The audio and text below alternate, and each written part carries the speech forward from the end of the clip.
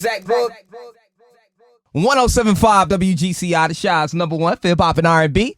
It's Zach Boog and Chicago. You know, I've started this new segment where I bring important people of influence, people who are out here doing their thing here in the city. I've got Amanda Stapleton, a Chicago real estate mogul in the building. What's up? I'm excited to be here. How are you doing? How are you feeling? I feel amazing. Like, today has been absolutely amazing. Like, this has always been something on my bucket list to be on WGCI. So this is really cool. Well, you deserve it. You deserve it. You are a real mogul. You're out here doing your thing. Are you a realtor in Atlanta as well? I am. I recently got licensed in Atlanta about a few months ago. Wow. So now I am licensed in Illinois and Georgia, soon to be Florida. So wow, all over the globe. Yes. So what got you into real estate? I swear the whole process was just so out of nowhere. Like, I got into the real estate industry at the age of 19 years old. I had literally just dropped out of college. I was a new mom.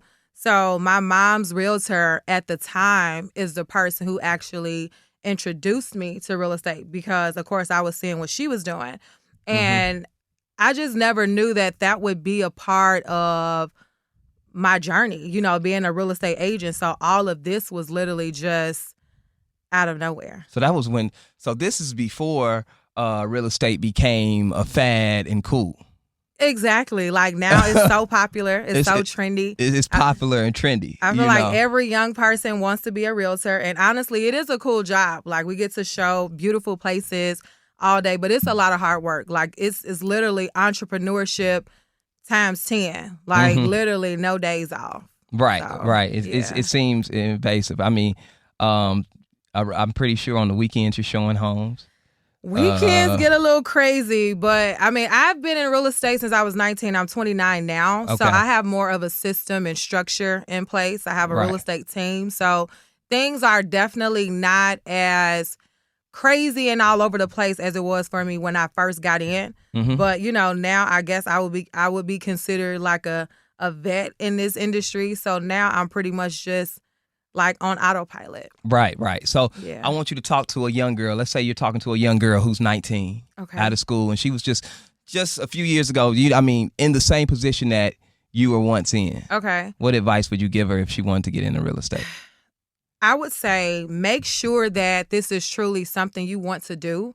Like, for me, getting into the real estate industry, as I stated, like, this was never a part of my journey, but I just knew that the 9-to-5 lifestyle just was not for me. Right. Like, I knew that I always wanted to either have my own business, but I just didn't know what that looked like. So I would say for anybody out there, even young or old, whatever business you want to start, make sure that this is something that you truly will be passionate about. Like, most people are chasing the money versus chasing their purpose. And I feel like me being in the real estate industry has so aligned me with my purpose. And my purpose is serving people, helping people.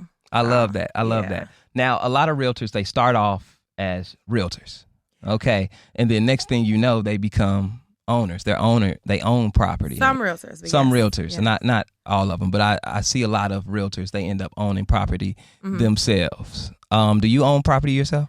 I do. I bought my first property at the age of 23 years old, and I had just became a broker. See, what a lot of people don't know about me is that I have not been a broker since I was 19. I was a leasing agent first. So I became a broker at 23, and I bought my first property at 23. Okay. It was a 4-unit property, and man, like, that one property has literally led me up to my real estate portfolio. Like, people really don't understand that one real estate deal can change your life. Wow. Yeah. So that one deal is the reason how I'm 7 properties. But explain to me how that works. Like, so did it just kickstart the next one? So do you make money from that first one and then invest in the second? How does that work? So basically what will happen is you want to buy in an area where the market is growing rapidly, okay? Which means that you're getting into this area that is not stabilized. And what I mean by that is, you know, areas that are still up and coming. Most people are afraid of those neighborhoods because they're not the safest or they're not the most prettiest neighborhoods or the ideal neighborhoods to be in. But you get into an area that is still up and coming, which means now you have potential opportunity for equity. Equity means that the property value has extremely increased, which means that you can take that equity. So here's a good scenario. You buy a property for $150. 6 months later, the market goes up and it's worth $250. Now you have $100,000 in equity. You can either take that $100,000 and cash out and sell it, sell the property and take it in cash out, or you can do a refinance and you can still keep that property and take like 75 to 80% of that $100,000 and put that money towards your next project. And then do it again. And do it again and do it again and again and again. Rinse and repeat. Exactly. I love it. You know, I've heard this saying before that most millionaires become millionaires through owning real estate. Through real estate. Yes. So that's the game. Uh-huh. So if we talking to the youth, it's not the dope game, it's the real estate. It's the real estate game. Collecting these assets. Like I talk about assets so much.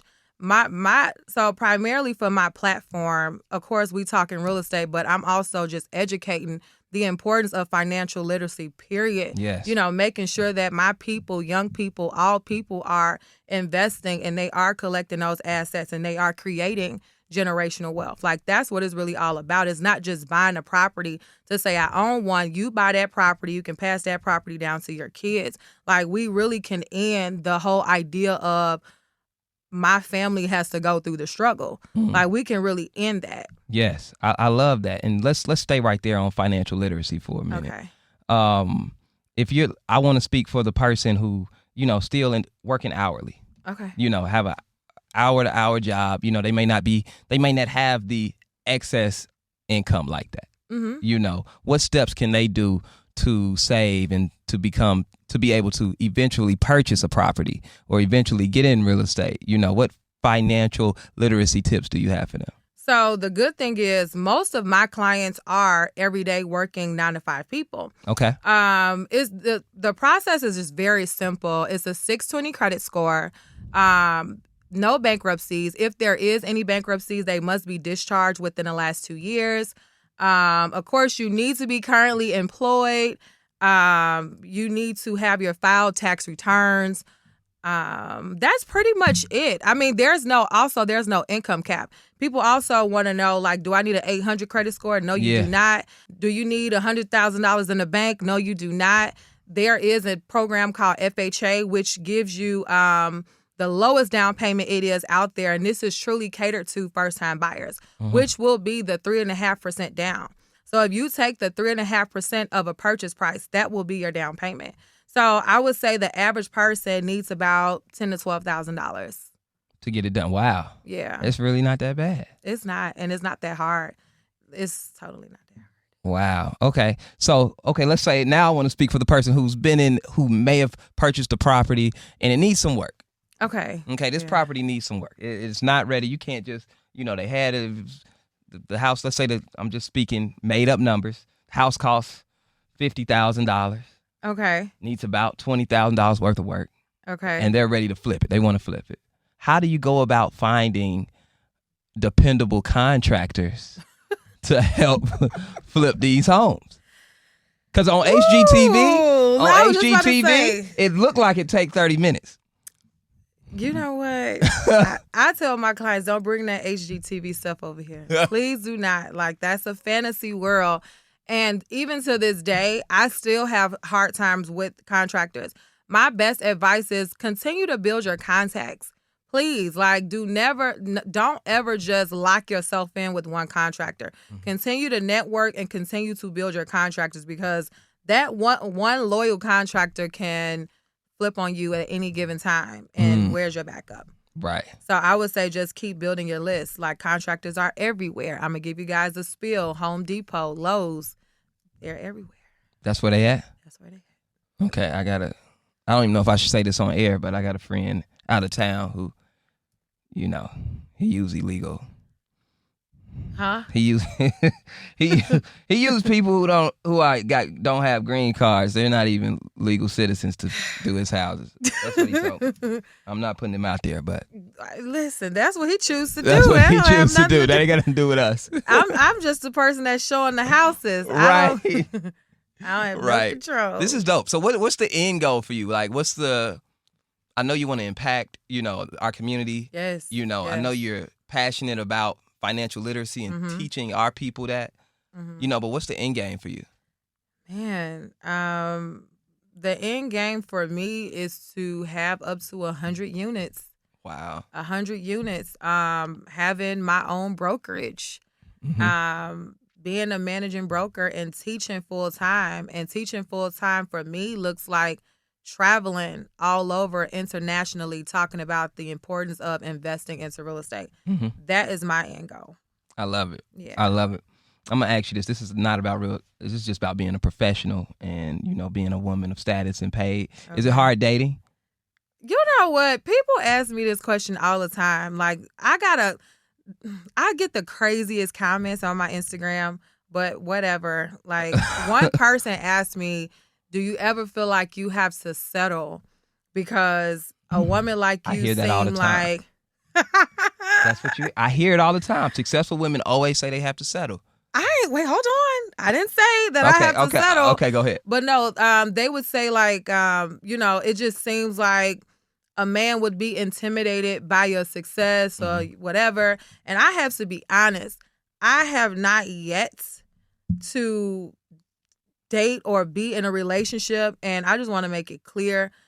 I'm a relationship kind of girl. So most of my relationships have been very long. So not many, but neither one was intimidated. Like, they all compliment me in any way. Like, it was never a jealousy. So ladies, here's the thing. Y'all are bad pickers. I don't want to say they're bad pickers. I just feel like a lot of women are bad pickers. That's just my belief. Because you hear this type of man. No, they are attracting who they are. They are mirroring, and I don't want to get into that. Like, no, you can get into it. I literally just did a whole live about this morning with a good friend of mine, and we were just talking about no matter what type of ship it is, a relationship, a friendship, whatever, who you are literally attracts everything in your life, whether it's good people, bad people, and it just needs to get to a point where we have to take some sort of accountability. So I'm not going to ever say because I'm a successful woman, there's no man out here for me. I know that it is, but just because I know a lot of successful women who still have other things that they need to deal with. And, So it ain't the men. That's basically what you're saying. I don't think it's the men or the women. I feel like some of us just need to do the work on ourselves and not allow the amount of success that we have determine the type of man that we need. I feel like people these days put the finances and the success over who they are as a person. What does your character look like? What does your morals look like? Yep. What are your core values? Those are the things that should be more, most important. And I feel like, when we all out here grinding and we're on the mission, we lose sight on integrity, our values, and we so focused on the money. You may have all the money in the world, but you may be a messed up individual. And that's just and that's why your situation may be the way it is. I understand. I love it. So you've given a lot of game this evening. Listen, I appreciate you stopping by. Thank you. That's dope.